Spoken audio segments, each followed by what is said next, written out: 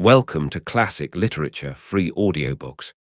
Today, we embark on a journey through The Sea Wolf by Jack London, a timeless work that has inspired readers for generations. Settle in comfortably, clear your mind, and immerse yourself in the world that awaits. Now, let the story begin with The Sea Wolf. Chapter 1. I scarcely know where to begin, though I sometimes facetiously place the cause of it all to Charlie Furuseth's credit. He kept a summer cottage in Mill Valley, under the shadow of Mount Tamalpais, and never occupied it, except when he loafed through the winter months and read Nietzsche and Schopenhauer to rest his brain. When summer came on, he elected to sweat out a hot and dusty existence in the city and to toil incessantly. Had it not been my custom to run up to see him every Saturday afternoon and to stop over till Monday morning, this particular January Monday morning would not have found me afloat on San Francisco Bay.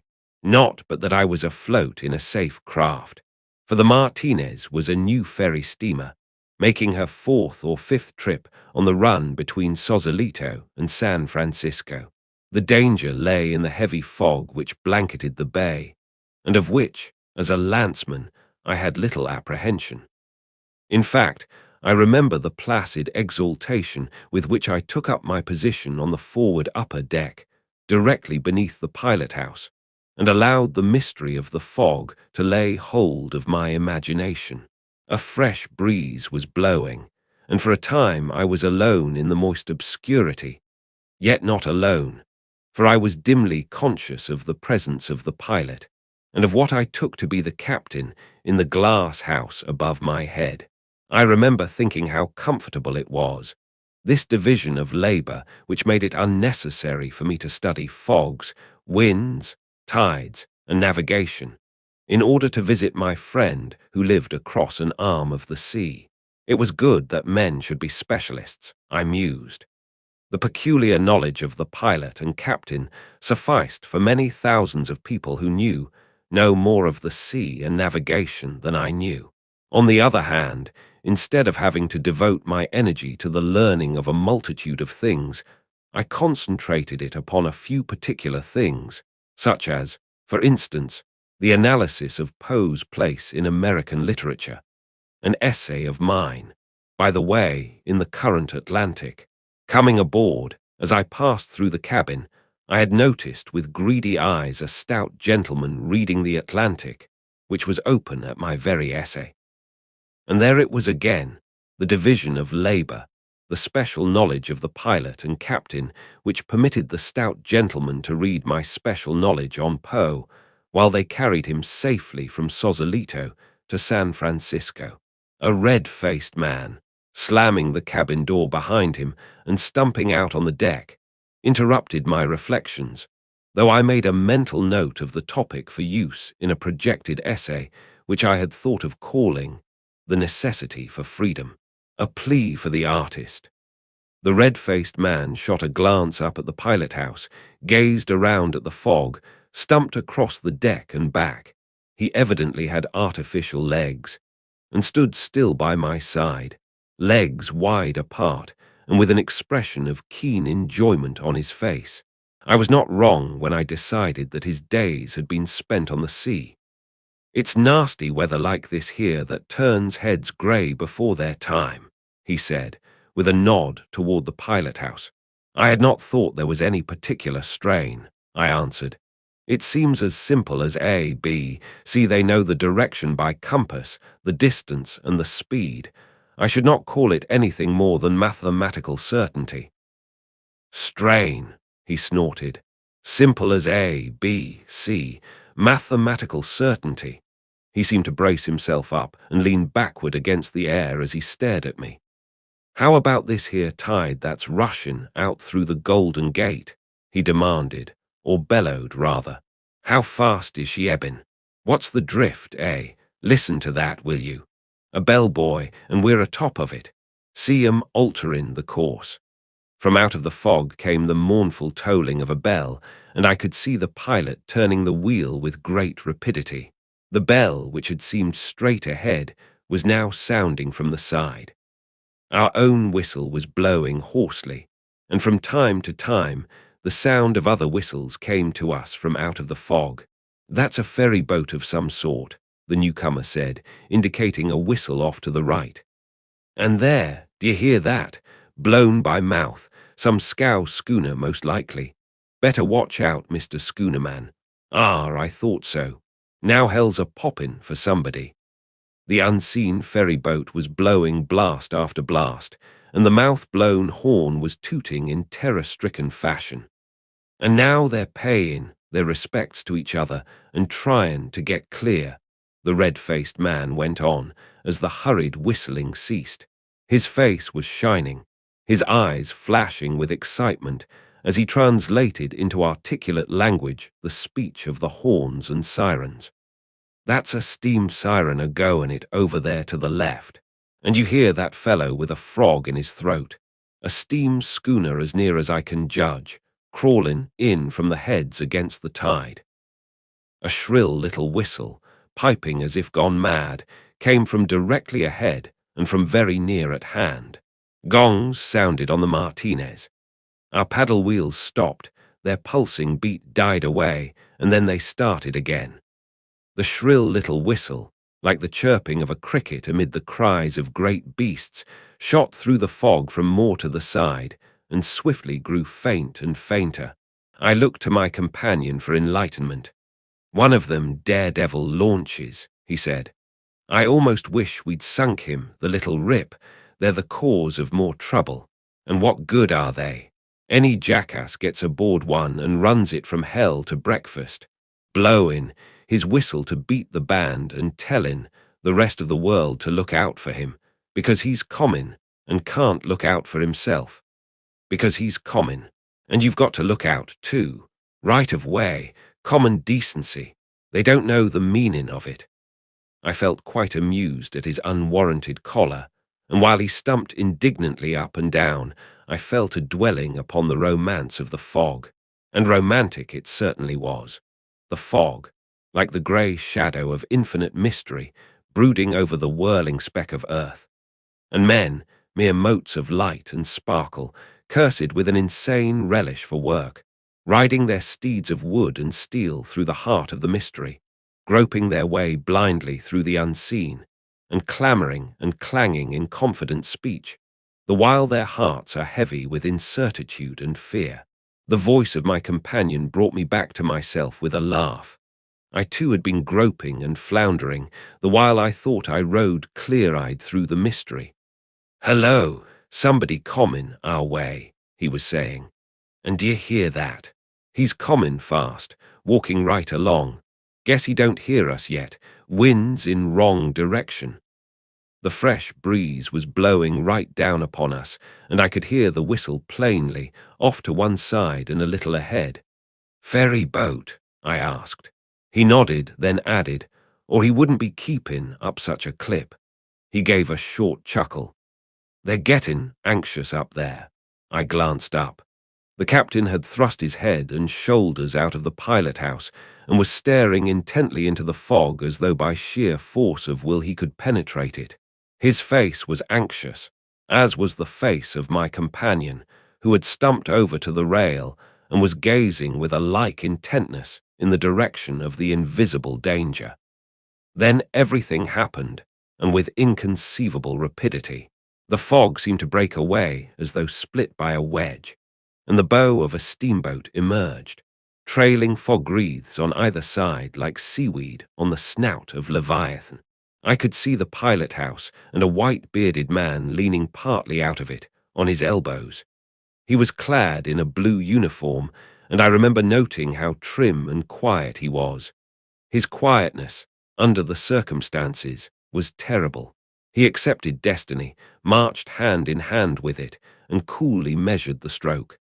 As he leaned there, he ran a calm and speculative eye over us, as though to determine the precise point of the collision, and took no notice whatever when our pilot, white with rage, shouted, "Now you've done it."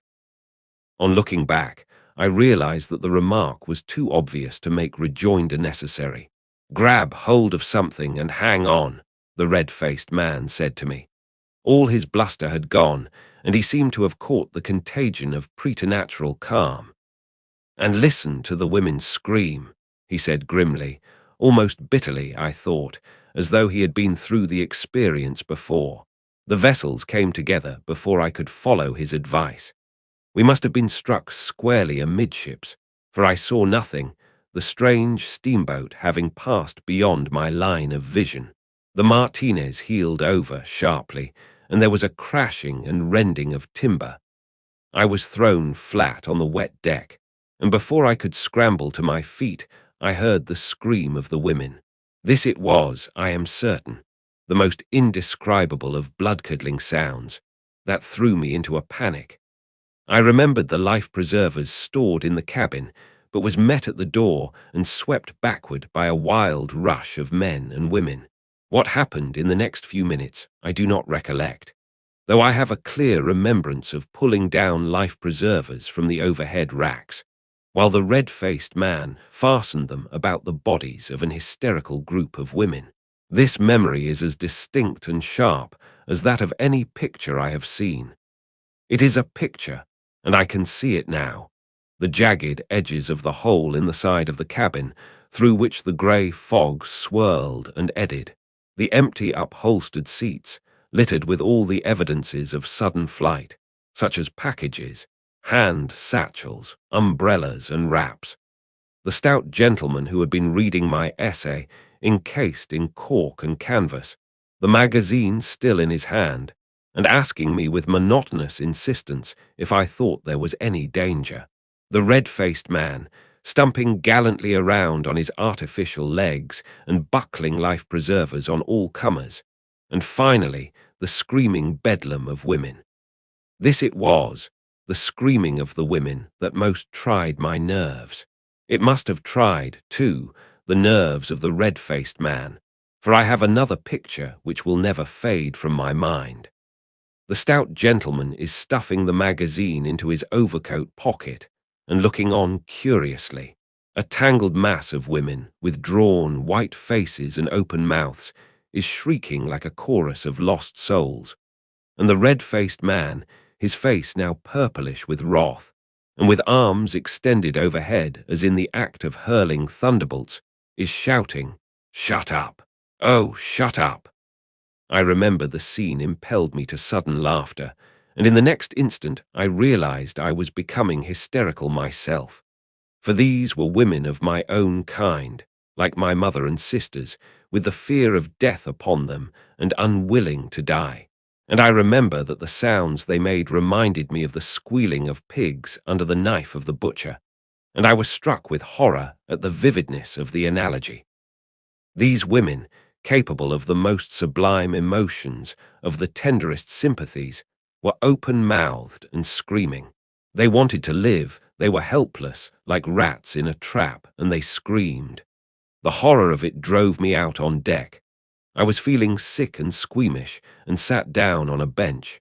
In a hazy way I saw and heard men rushing and shouting as they strove to lower the boats. It was just as I had read descriptions of such scenes in books. The tackles jammed. Nothing worked. One boat lowered away with the plugs out, filled with women and children, and then with water, and capsized. Another boat had been lowered by one end, and still hung in the tackle by the other end, where it had been abandoned. Nothing was to be seen of the strange steamboat which had caused the disaster, though I heard men saying that she would undoubtedly send boats to our assistance. I descended to the lower deck. The Martinez was sinking fast, for the water was very near. Numbers of the passengers were leaping overboard. Others, in the water, were clamoring to be taken aboard again. No one heeded them. A cry arose that we were sinking.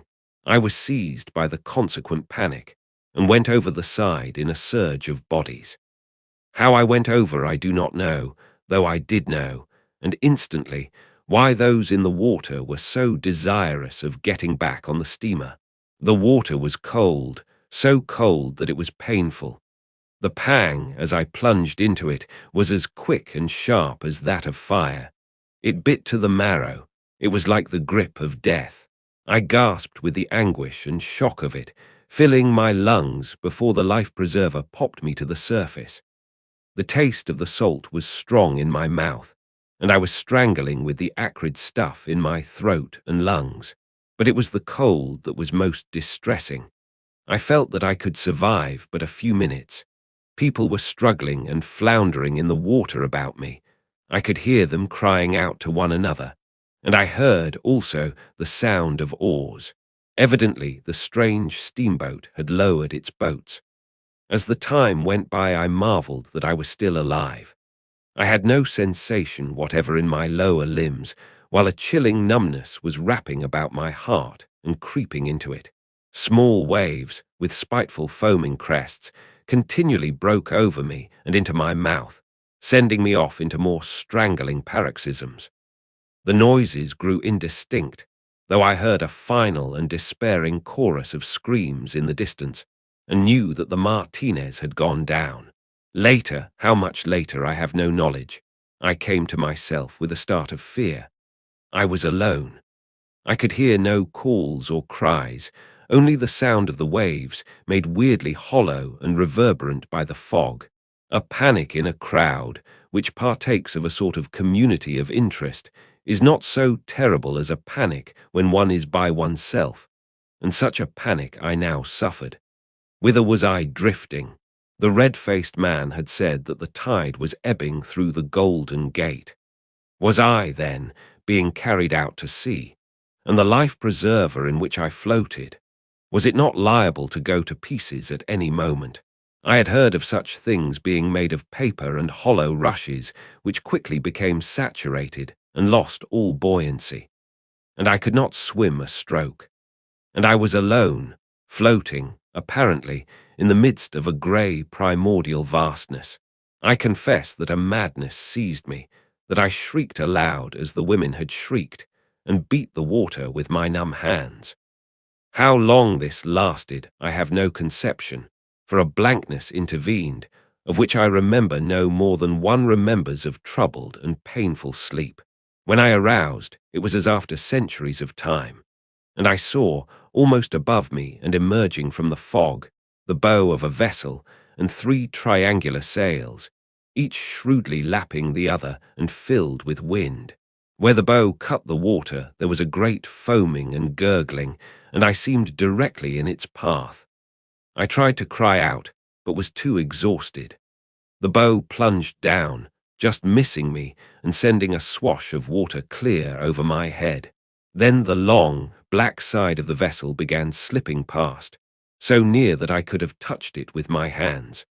I tried to reach it, in a mad resolve to claw into the wood with my nails, but my arms were heavy and lifeless. Again I strove to call out, but made no sound. The stern of the vessel shot by, dropping, as it did so, into a hollow between the waves, and I caught a glimpse of a man standing at the wheel, and of another man who seemed to be doing little else than smoke a cigar.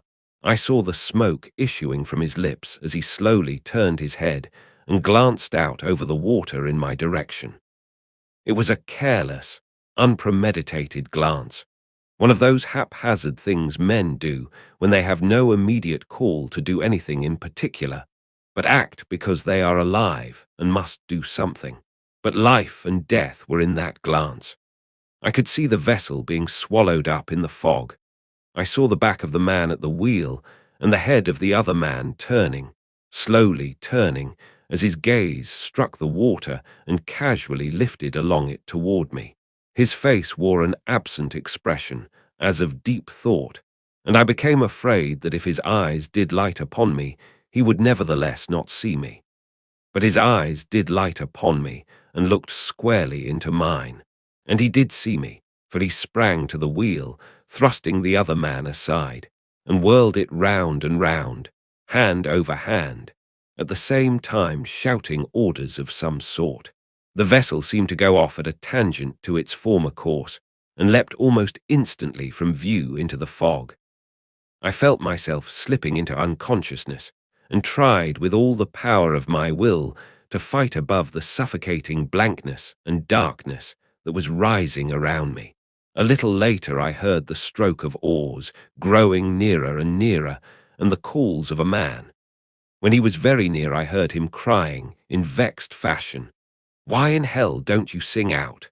This meant me, I thought, and then the blankness and darkness rose over me. Next chapter, chapter 2. I seemed swinging in a mighty rhythm through orbit vastness. Sparkling points of light spluttered and shot past me. They were stars, I knew, and flaring comets that peopled my flight among the suns. As I reached the limit of my swing and prepared to rush back on the counter-swing, a great gong struck and thundered. For an immeasurable period, lapped in the rippling of placid centuries, I enjoyed and pondered my tremendous flight. But a change came over the face of the dream, for a dream I told myself it must be. My rhythm grew shorter and shorter. I was jerked from swing to counter-swing with irritating haste. I could scarcely catch my breath, so fiercely was I impelled through the heavens. The gong thundered more frequently and more furiously. I grew to await it with a nameless dread. Then it seemed as though I were being dragged over rasping sands, white and hot in the sun. This gave place to a sense of intolerable anguish. My skin was scorching in the torment of fire. The gong clanged and knelled. The sparkling points of light flashed past me in an interminable stream, as though the whole sidereal system were dropping into the void. I gasped, caught my breath painfully, and opened my eyes. 2 men were kneeling beside me, working over me. My mighty rhythm was the lift and forward plunge of a ship on the sea. The terrific gong was a frying pan, hanging on the wall, that rattled and clattered with each leap of the ship. The rasping, scorching sands were a man's hard hands chafing my naked chest. I squirmed under the pain of it and half lifted my head. My chest was raw and red, and I could see tiny blood globules starting through the torn and inflamed cuticle. "That'll do, Johnson," one of the men said. "Can't you see you've well rubbed all the gent's skin off?" The man addressed as Johnson, a man of the heavy Scandinavian type, ceased chafing me and arose awkwardly to his feet. The man who had spoken to him was clearly a Cockney, with the clean lines and weakly pretty, almost effeminate, face of the man who has absorbed the sound of Bow bells with his mother's milk. A draggled muslin cap on his head and a dirty gunny sack about his slim hips proclaimed him cook of the decidedly dirty ship's galley in which I found myself. "And how you feelin' now, sir?" he asked, with the subservient smirk which comes only of generations of tip-seeking ancestors. For reply, I twisted weakly into a sitting posture and was helped by Johnson to my feet. The rattle and bang of the frying pan was grating horribly on my nerves. I could not collect my thoughts, clutching the woodwork of the galley for support, and I confess the grease with which it was scummed put my teeth on edge. I reached across a hot cooking range to the offending utensil, unhooked it, and wedged it securely into the coal box. The cook grinned at my exhibition of nerves and thrust into my hand a steaming mug with an air, "This'll do you good." It was a nauseous mess, ship's coffee, but the heat of it was revivifying. Between gulps of the molten stuff, I glanced down at my raw and bleeding chest and turned to the Scandinavian. "Thank you, Mr. Johnson," I said, "but don't you think your measures were rather heroic?" It was because he understood the reproof of my action rather than of my words that he held up his palm for inspection. It was remarkably calloused. I passed my hand over the horny projections, and my teeth went on edge once more from the horrible rasping sensation produced. "My name is Johnson, not Johnson," he said, in very good, though slow, English, with no more than a shade of accent to it. There was mild protest in his pale blue eyes, and withal a timid frankness and manliness that quite won me to him. "Thank you, Mr. Johnson," I corrected, and reached out my hand for his. He hesitated, awkward and bashful, shifted his weight from one leg to the other, then blunderingly gripped my hand in a hearty shake. "Have you any dry clothes I may put on?" I asked the cook. "Yes, sir," he answered with cheerful alacrity. "I'll run down and take a look over my kit, if you've no objection, sir, to wearing my things." He dived out of the galley door, or glided rather, with a swiftness and smoothness of gait that struck me as being not so much cat-like as oily. In fact, this oiliness, or greasiness, as I was later to learn, was probably the most salient expression of his personality. "And where am I?" I asked Johnson, whom I took, and rightly, to be one of the sailors. "What vessel is this, and where is she bound?" "Off the Farallones, heading about Sue West," he answered, slowly and methodically, as though groping for his best English, and rigidly observing the order of my queries. "The schooner Ghost, bound seal hunting to Japan." "And who is the captain? I must see him as soon as I am dressed." Johnson looked puzzled and embarrassed. He hesitated while he groped in his vocabulary and framed a complete answer. "The captain is Wolf Larsen, or so men call him. I never heard his other name. But you better speak soft with him. He is mad this morning." "The mate," but he did not finish. The cook had glided in. "Better sling your ook out of air, Johnson," he said. "The old man'll be wanting you're on deck. And this aren't no DI to fall foul of IM." Johnson turned obediently to the door, at the same time, over the cook's shoulder, favouring me with an amazingly solemn and portentous wink, as though to emphasize his interrupted remark, and the need for me to be soft-spoken with the captain. Hanging over the cook's arm was a loose and crumpled array of evil-looking and sour-smelling garments. "They was put oi wet, sir," he vouchsafed explanation. "But you'll have to make them do till I dry yours out by the fire." Clinging to the woodwork, staggering with the roll of the ship, and aided by the cook, I managed to slip into a rough woolen undershirt. On the instant my flesh was creeping and crawling from the harsh contact. He noticed my involuntary twitching and grimacing, and smirked. "I only hope you don't ever ave to get used to such as that in this life, 'cause you've got a bloomin' soft skin, that you ave, more like a liddy's than any I know of.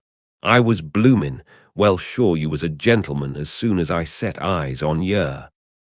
I had taken a dislike to him at first, and as he helped to dress me this dislike increased. There was something repulsive about his touch. I shrank from his hand. My flesh revolted. And between this and the smells arising from various pots boiling and bubbling on the galley fire, I was in haste to get out into the fresh air. Further, there was the need of seeing the captain about what arrangements could be made for getting me ashore. A cheap cotton shirt, with frayed collar and a bosom discoloured with what I took to be ancient bloodstains, was put on me amid a running and apologetic fire of comment. A pair of workman's brogans encased my feet, and for trousers I was furnished with a pair of pale blue, washed-out overalls, one leg of which was fully 10 inches shorter than the other. The abbreviated leg looked as though the devil had there clutched for the Cockney's soul and missed the shadow for the substance. "And whom have I to thank for this kindness?" I asked, when I stood completely arrayed, a tiny boy's cap on my head, and for coat a dirty, striped cotton jacket which ended at the small of my back, and the sleeves of which reached just below my elbows. The cook drew himself up in a smugly humble fashion, a deprecating smirk on his face. Out of my experience with stewards on the Atlantic liners at the end of the voyage, I could have sworn he was waiting for his tip. From my fuller knowledge of the creature, I now know that the posture was unconscious.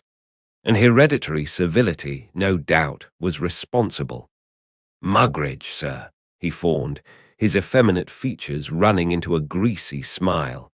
"Thomas Mugridge, sir, and at your service." "All right, Thomas," I said. "I shall not forget you when my clothes are dry."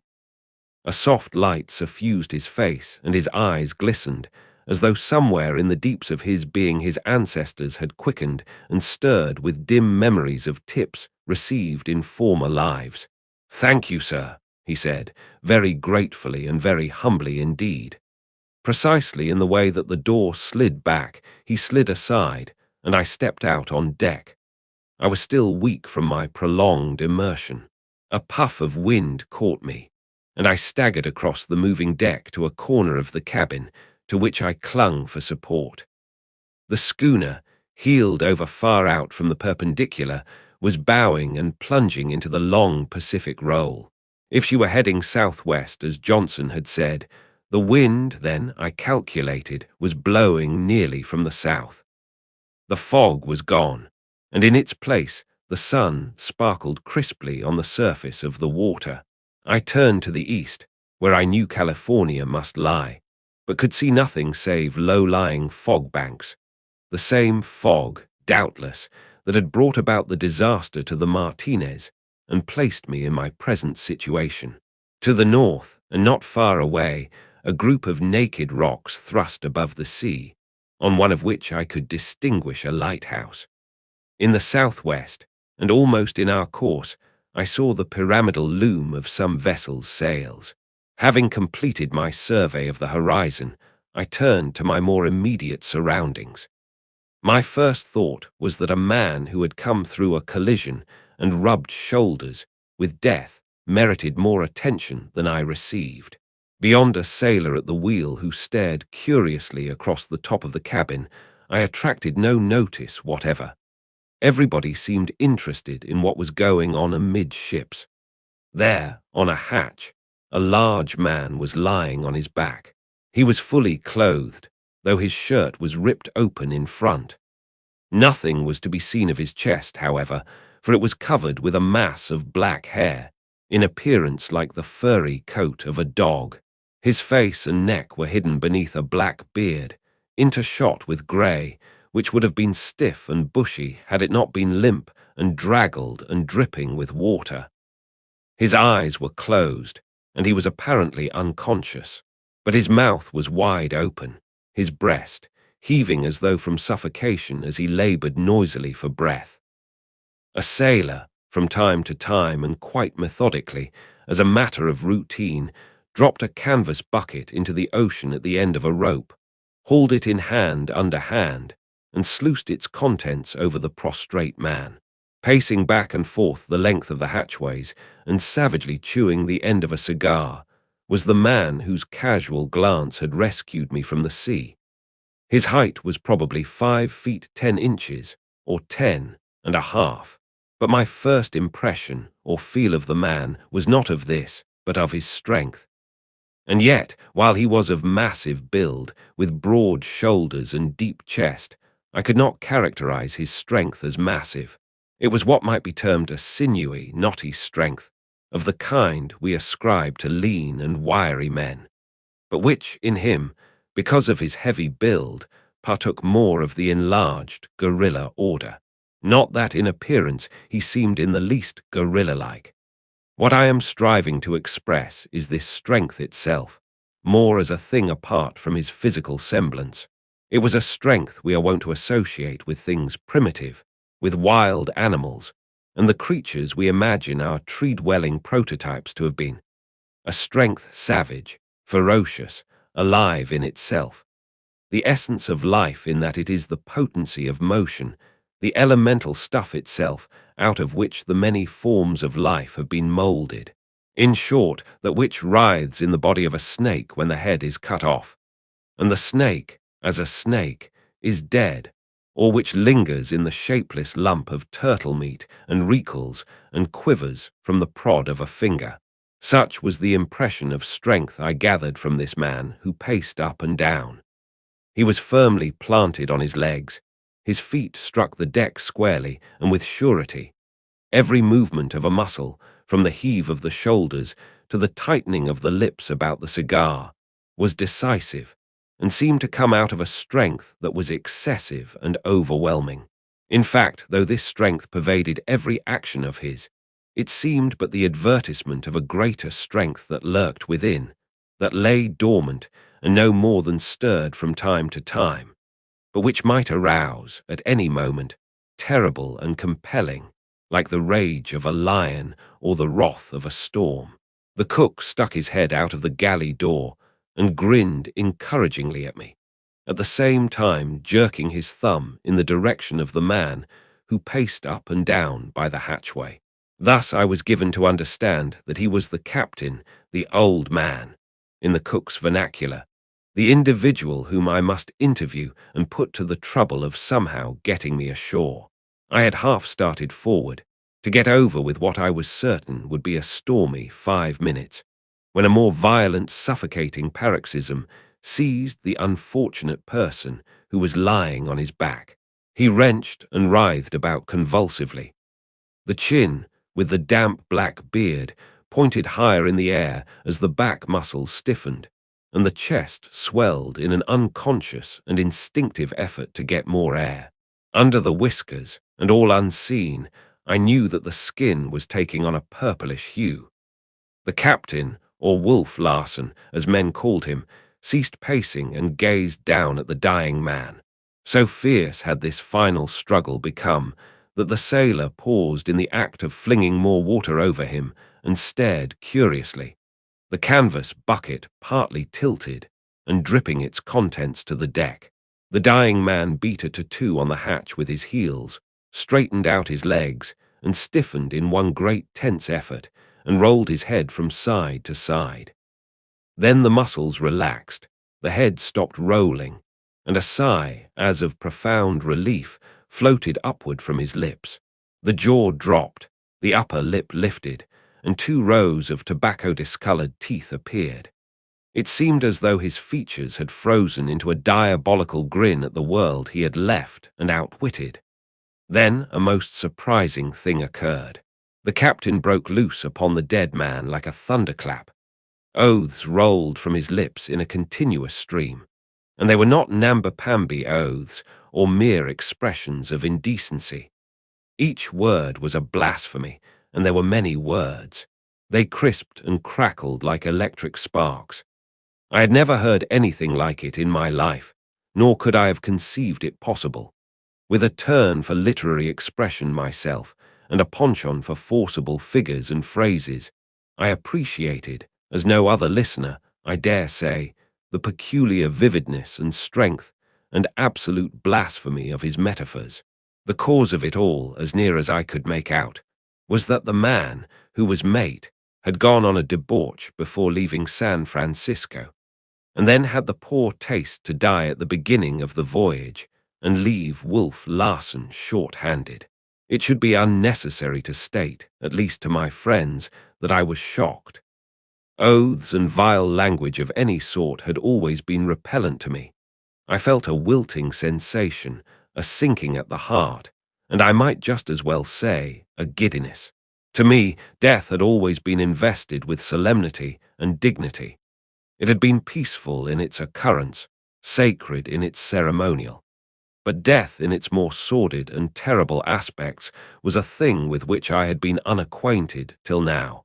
As I say, while I appreciated the power of the terrific denunciation that swept out of Wolf Larsen's mouth, I was inexpressibly shocked. The scorching torrent was enough to wither the face of the corpse. I should not have been surprised if the wet black beard had frizzled and curled and flared up in smoke and flame. But the dead man was unconcerned. He continued to grin with a sardonic humor, with a cynical mockery and defiance. He was master of the situation. And that wraps up Chapter 1. If you enjoyed it, please like the video and share your thoughts in the comments. Want to keep listening? Head over to the next chapter and let it play in the background while you relax or work. Links are in description. Don't forget to subscribe and tap the bell so you'll be notified when the next chapters are released. Thanks for listening.